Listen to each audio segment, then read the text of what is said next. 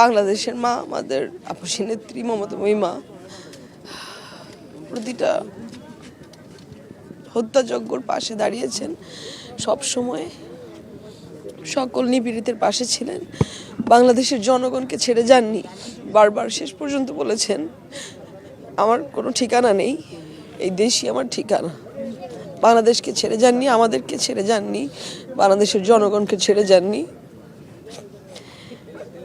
আল্লাহ আমাদের এই আপসী নেত্রী, আমাদের মমতাময়ী মা, তাকে যেন বেহেশতের সর্বোচ্চ জায়গা দান করেন এবং তার পরিবার, তার সন্তান, একমাত্র সন্তান যিনি বেঁচে আছেন এখন, আমাদের ভারপ্রাপ্ত চেয়ারম্যান জনাব তারেক রহমান, তাকে এই শোক বইবার শক্তি দেন আল্লাহ।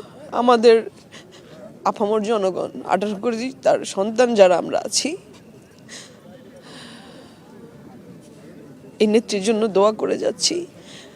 তিনি আমাদের জন্য নির্যাতনের শিকার হয়েছেন, তিনি আমাদের অধিকার রক্ষার জন্যে জেলে গিয়েছেন, তাকে নির্যাতনের শিকার হতে হয়েছে, তিনি চিকিৎসা পাননি, তাকে নিজের ঘর থেকে উৎখাত করে দেওয়া হয়েছিল।